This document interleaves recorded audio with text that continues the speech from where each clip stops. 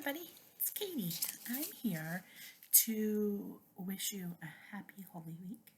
We had Palm Sunday, which was the day that Jesus came into Jerusalem on a donkey and waved his palms.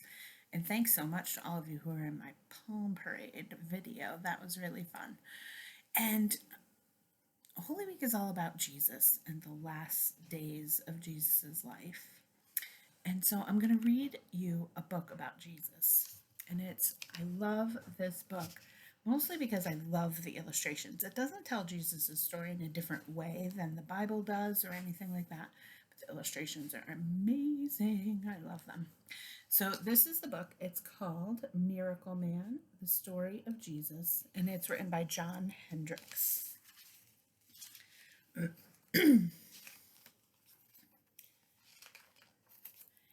Ages ago, in a dry and dusty land, the people were in need. The land was a sick place in need of healing. The land was a blind place in need of sight. The land was a thirsty place in need of water, the kind of living water that would last forever.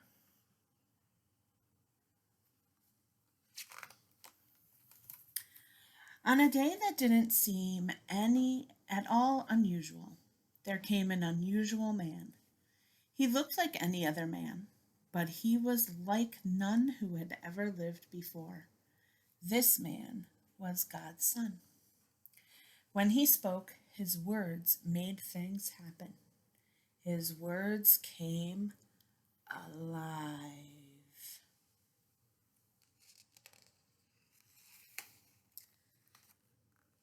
The man found a group of hungry fishermen, frustrated with their empty nets. The man said, "Cast your nets on the other side of the boat." A fisherman named Simon, who was later called Peter, reluctantly obeyed. His net came up bursting with fish.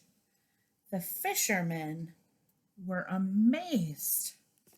The man said, "Follow me, and you'll catch fish of a different kind." The fishermen followed the man. They traveled to a town.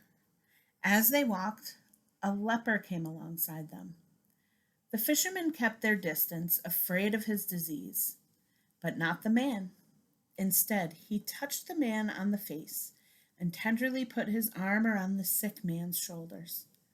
He knelt and said, "I know you can cleanse me if you are willing." The man was still for a moment, then said, "I am. Be clean." The leper, who now could be called by some other name, forever lost his leprosy. The astonished fishermen knew that this man was not like them. This man was a miracle man.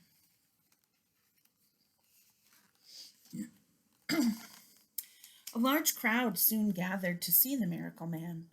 The friends of a boy who was paralyzed hoped to get him to the miracle man, but the crowd was too large. So the friends made a plan.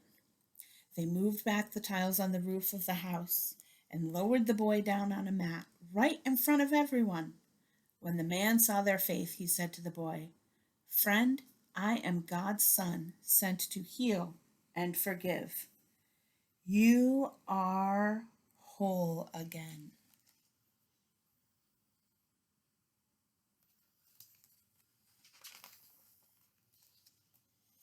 Not everyone liked the miracles or the miracle man. There were some in the crowd with fancy clothes who taunted him. "You claim to be God's very son. Are you a magician or just a liar?" The miracle man stood quietly and then said to the boy, "Friend, I say, rise and walk." The boy stood up, gingerly at first, and then ran right past the taunters in their fancy clothes. Those men were powerful, and now they were angry. They hated how much the people loved the miracle man. They knew he was trouble. One evening, the man told Peter to find a boat. He said there was work to be done on the other side of the sea. As the tiny boat set out, the waves began to grow. Soon a great squall was breaking high over the deck. These fishermen were very good sailors, but the storm terrified them. The wind and rain raged all around, but the miracle man was sleeping. Peter cried out, "Don't you care if we die?" I love this part. The miracle man stood and roared, "Be still!" And the storm ended in an instant. The man looked at the trembling fisherman and said, "I am the Son of the living God, who made the water and the winds. Did you forget who was in your boat?" The man traveled from one dusty town to another. The fishermen, whom he called the 12 disciples, always followed behind. He covered the eyes of the blind with his hands, and they could see. The sick touched his robe and were made well. But the endless crowds made the man tired. One night he told the disciples, "I need to be alone for a time." The disciples sat around their small fire together and worried. Will he come back? Will the miracles end someday? Why do we follow him? He said he's God's son. One doubtful disciple said, "Those powerful men are very angry that he said he is the Son of God. He should not say that any more." In the morning, the disciples woke up to a delicious smell. The miracle man had returned and was cooking them fish.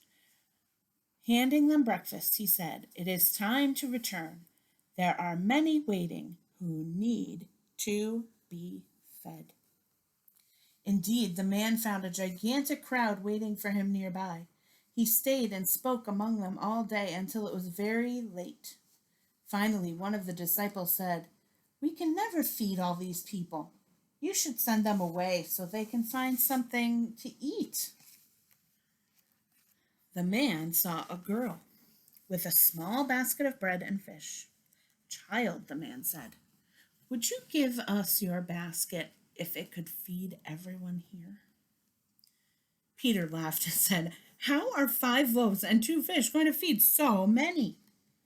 The child handed her basket to the miracle man. The man gave thanks and broke the loaves and fish, giving some to each disciple to pass out to the crowd.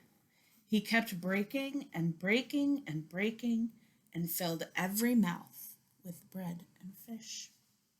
"How is this possible?"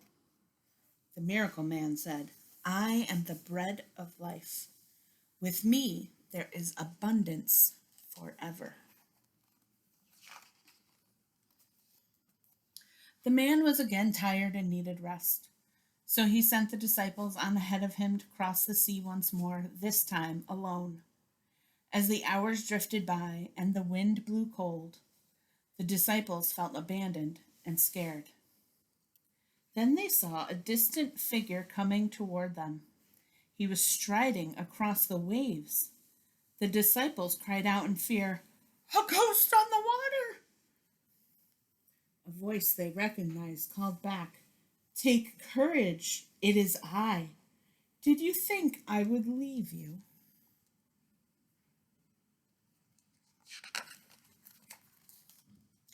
Peter leapt out of the boat. His feet held firm on the sea just as if it were dry land. With his gaze fixed on the miracle man, he walked on the water. Then he looked down at his feet amazed, and he started to sink in the rolling water. "Help me!" he cried as his head went under. Quickly taking his hand, the man pulled Peter up to the surface and said, "Peter, have faith in my feet, not your own."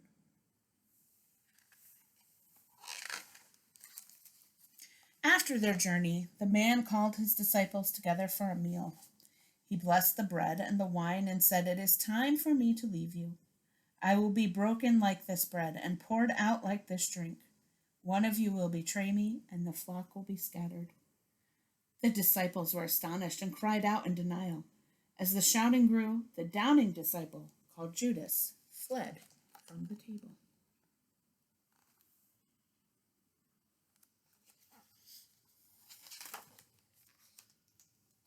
After dinner, as the disciples and the miracle man rested in an inky dark garden, everything changed.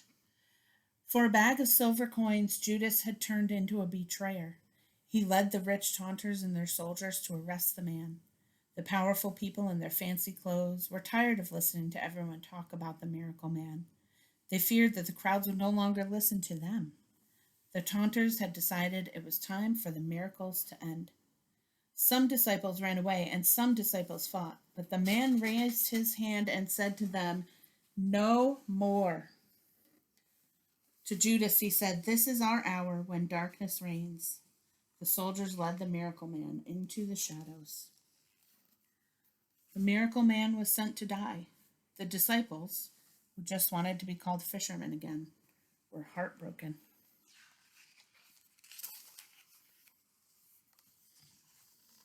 The miracles, it seemed the miracles had come to an end. But God's Son, Jesus, the miracle man, had in store one last miracle.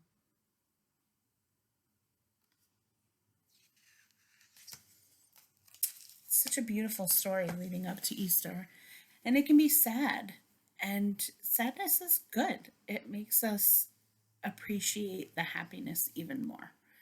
Um, right now, a lot of people are sad and unsure about what's going on in the world, and it can be hard to not be celebrating the holiday with your family the way that you usually do.